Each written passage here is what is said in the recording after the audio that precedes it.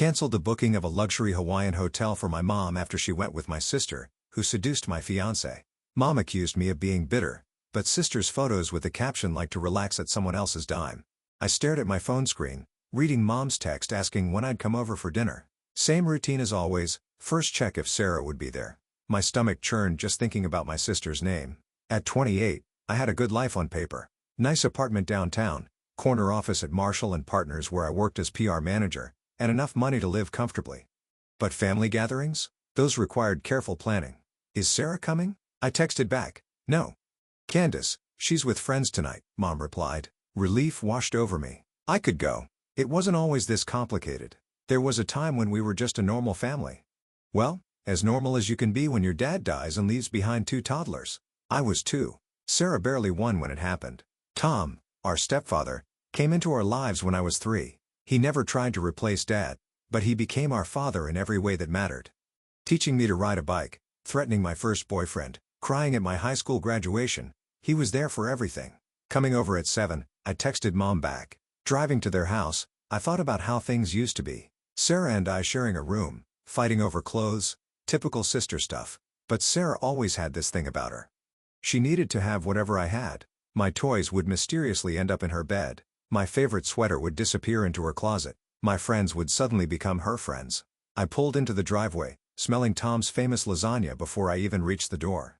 He wrapped me in a big bear hug as I entered. There's my girl. He beamed. Just in time, dinner's almost ready. Mom bustled around the kitchen, adding final touches to the salad. Sweetie, you work too hard. You look tired. PR never sleeps, Mom. I laughed, helping her set the table. We chatted about work, about Tom's bowling league, about Mom's garden. Normal family stuff, but there was always this elephant in the room. The reason I had to check if Sarah would be there before visiting. 3 years ago, I had it all figured out. Jake and I had been together since senior year of college. He was perfect, kind, successful, funny.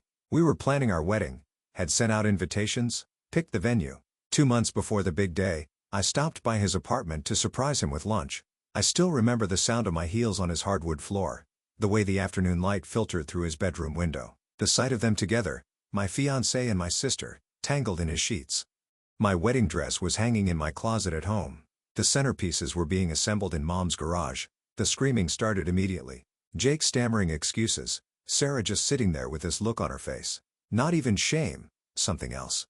Satisfaction maybe? Actually, you should thank me, she said after Jake left the room. I showed you his true colors. He would have cheated after the wedding anyway. I canceled everything, the venue, the flowers, the dress. Sent back the gifts, dealt with the pitying looks and awkward conversations. But the worst part? Sarah's attitude. Like she'd done me a favor. Like betraying me was some kind of twisted act of sisterly love. She dated him for 6 months after that, flaunting it on social media before moving on to someone else. Just like she'd moved on for my toys, my clothes, my friends. But this time, she'd broken something that couldn't be replaced. My parents tried to stay neutral after the whole Jake disaster. I guess that's what parents are supposed to do, love both their children equally, even when one of them betrays the other. Mom and Tom would listen to my anger, nod sympathetically, but they never cut Sarah off. She was still welcome at Sunday dinners, still got invited to family events, still had her childhood bedroom kept exactly as she left it. We understand how you feel, honey, Mom would say, stirring her coffee. But she's still your sister. Tom tried to be supportive in his own way. Time heals all wounds, kiddo, he'd say, patting my hand awkwardly across the dinner table. But he didn't understand. This wasn't about time. Every visit to their house became a strategic operation. I'd text ahead, making sure the coast was clear. Mom would try to slip in comments about Sarah, how she was doing, how she missed me. As if Sarah was the victim in all this. She asks about you, you know, Mom mentioned during one dinner. She feels terrible about what happened. I stabbed my fork into my pot roast. Terrible enough to sleep with my fiancé 2 months before my wedding? The silence that followed was deafening. Mom pushed her food around her plate, and Tom suddenly became very interested in his green beans. Then came that Tuesday evening. I arrived at their house to find Mom and Tom already at the dinner table, the mood unusually somber. Mom's eyes were red-rimmed, and Tom looked exhausted. What's wrong? I asked, hanging my coat by the door. Mom dabbed at her eyes with a napkin. Sit down, honey. We need to talk about something. Tom reached across the table and took Mom's hand. He looked older somehow, more worn down than usual. The doctor says I need to cut back on work, he said quietly. My blood pressures through the roof, and my heart. He trailed off, squeezing Mom's hand. Tom's switching to part-time, Mom continued, her voice shaky. We'll manage, but things are going to be tight for a while. I watched them both, these people who had given me everything, looking scared and vulnerable. Tom, who'd never asked me for anything, who'd raised me as his own, now couldn't meet my eyes. How much do you need? I asked without hesitation. Mom looked up, relief flooding her face. Even $1,000 a month would help, just until we figure things out. Done, I said immediately. I'll set up a monthly transfer tomorrow. 4 months later, I was scrolling through my calendar when a date caught my eye. June 15th, Mom and Tom's 25th wedding anniversary was coming up. A quarter-century of love, commitment, and raising 2 girls who weren't even his. One of whom turned out to be, well, Sarah. The idea hit me during a client meeting, of all places. We were discussing a luxury resort campaign in Hawaii, and suddenly I could picture Mom and Tom there, enjoying the sunset, finally taking the vacation they'd never been able to afford when we were kids. I spent my lunch break researching hotels, comparing amenities, reading reviews. By the time I drove to their house for our weekly dinner, I could barely contain my excitement. You two better sit down, I announced, bursting through their front door. Mom looked up from the stove, spatula frozen mid-flip. What's wrong? Nothing's wrong, I grinned, pulling up the booking website on my phone. But you might want to clear your schedules for the first 2 weeks of June. Tom settled into his chair at the kitchen table. Why is that, kiddo? Because I said, building the suspense, you're going to Hawaii. The silence lasted exactly 2 seconds before Mom dropped her spatula. What do you mean Hawaii? She whispered. I showed them the pictures on my phone, the luxury beachfront hotel, the infinity pool overlooking the ocean, the elegant restaurant with views of the sunset. First-class tickets, I explained, scrolling through the itinerary. 2 weeks at the Royal Hawaiian Ocean View Suite with a private balcony. Couple's massage package included. Consider it your 25th anniversary present. Mom's hands flew to her mouth, tears welling up in her eyes. Oh, honey. We can't possibly. You can and you will, I insisted. You both worked so hard, taking care of everyone else for so long. It's time someone took care of you. Tom stood up and pulled me into one of his bear hugs. This is too much, sweetheart. Nothing's too much for the best parents in the world, I said, hugging him back. We spent the rest of dinner planning. I showed them the booking confirmations, the flight details, all the extras I'd added to make it special. Mom kept wiping her eyes, looking at the hotel pictures over and over. I need to buy a new swimsuit, she declared, her voice full of excitement. And maybe a beach hat. Oh, and sunscreen.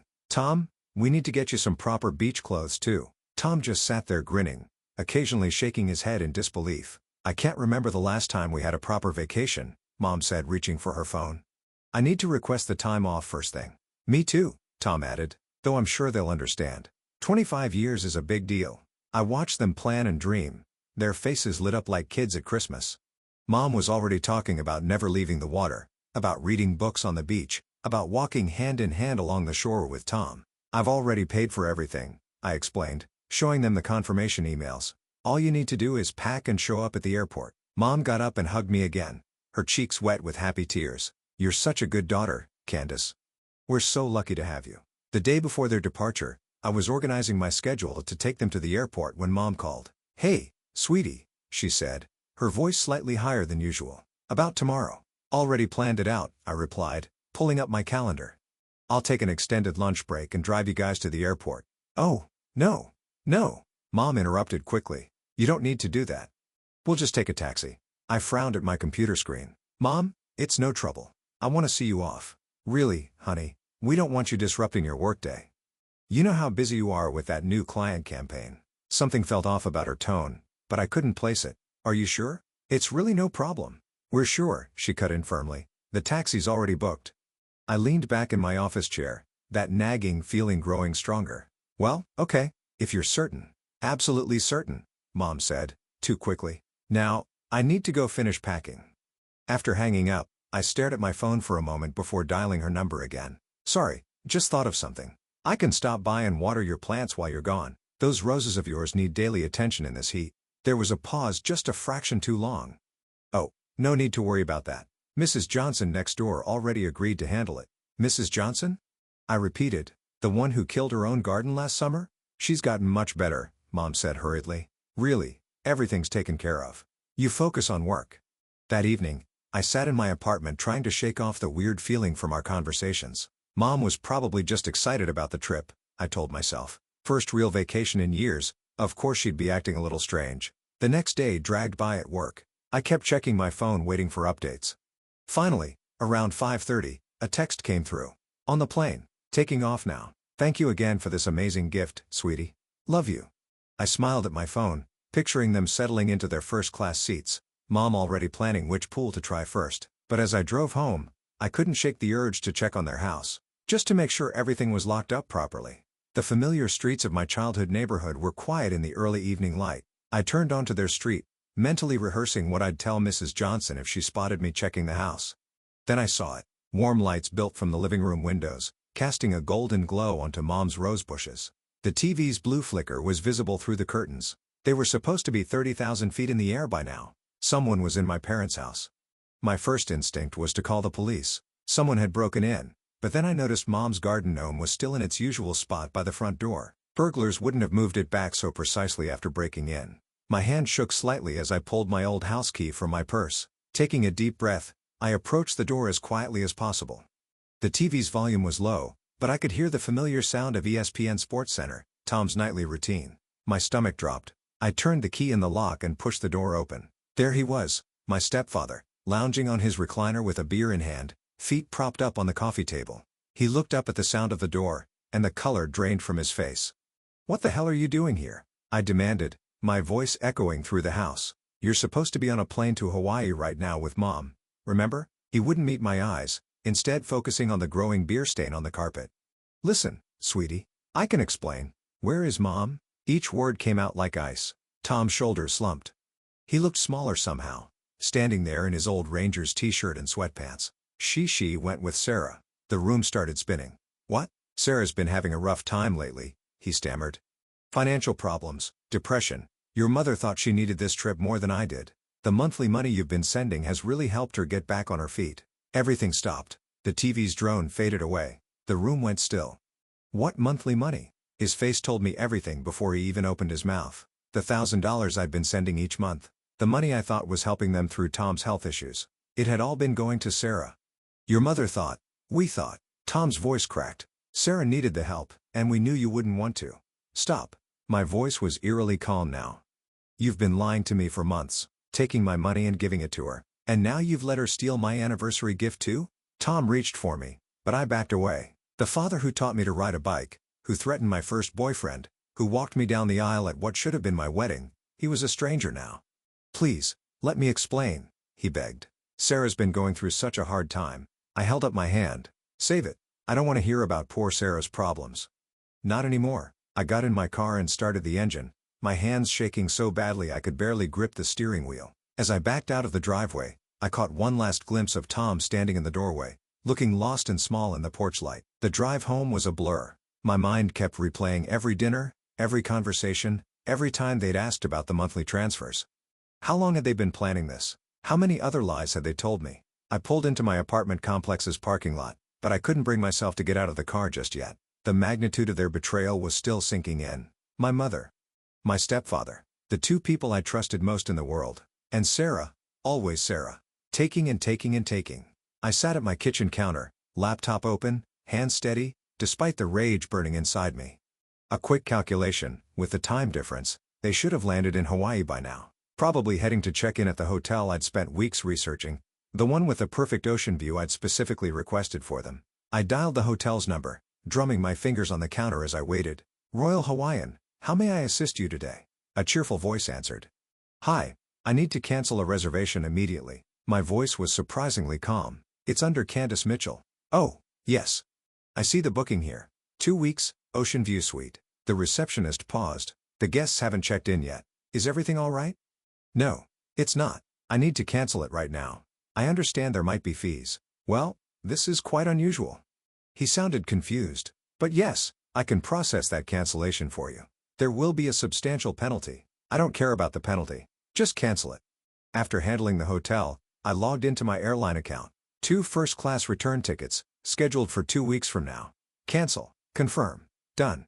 Then, against my better judgment, I opened Instagram. I hadn't looked at Sarah's profile in years. I'd blocked her after the Jake incident. But now, I needed to see. I created a dummy account and found her page easily. It was exactly what I expected, only worse. There she was, posing in designer clothes I knew she couldn't afford. Standing outside expensive restaurants, champagne glass in hand. Every caption more smug than the last. Living my best life on someone else's dime. Why pay when others will do it for you? Another day of luxury courtesy of my secret admirer. I scrolled until I found today's posts. The airport waiting lounge. Sarah and Mom, all smiles and vacation clothes, posed in front of the first-class check-in counter. My mother, who'd raised us to be honest, to work hard for what we wanted, beaming next to her younger daughter like this was all perfectly normal. Sarah's caption, "Off to Hawaii for the vacation I deserve. Someone special is making all my dreams come true." The comments rolled in. "Oh my God girl, your new man must be loaded. Spill the tea. Who's the mystery sponsor? First class? You have to tell us who he is." Sarah's responses were just winking emojis and a lady never kisses and tells.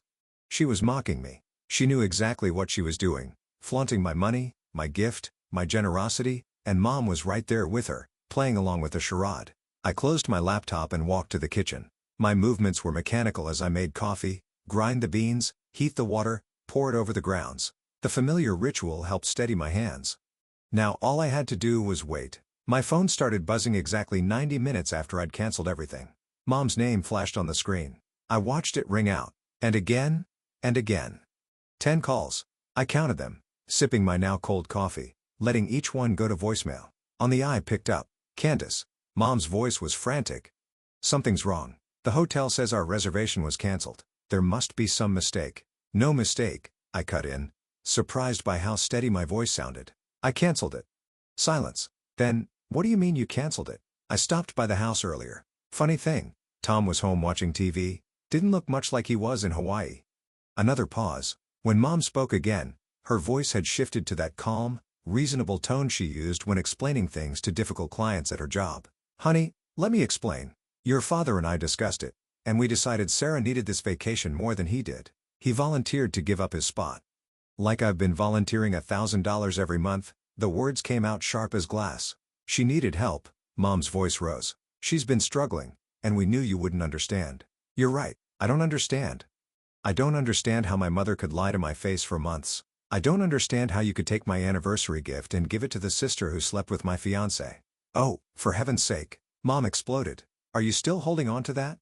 It was 3 years ago. You need to grow up and get over it." My laugh was hollow. "Get over it? Like you got over stealing my money? Well, guess what? I canceled your return tickets too. Hope you both saved some of that money you've been scamming from me." "You what?" Her voice shot up an octave. "Candace Mitchell, you fix this right now. You're being childish and vindictive. Is this really how you want to behave? Stranding your mother and sister in Hawaii? You should have thought about that before you lied to me.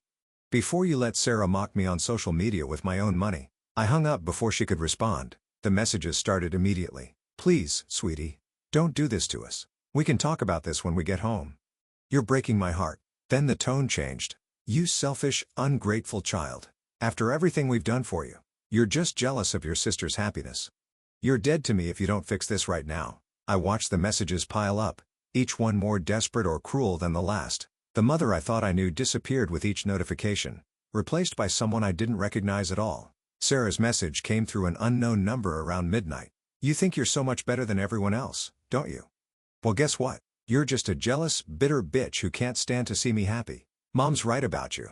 You're pathetic. Have fun sitting alone in your apartment while we enjoy Hawaii."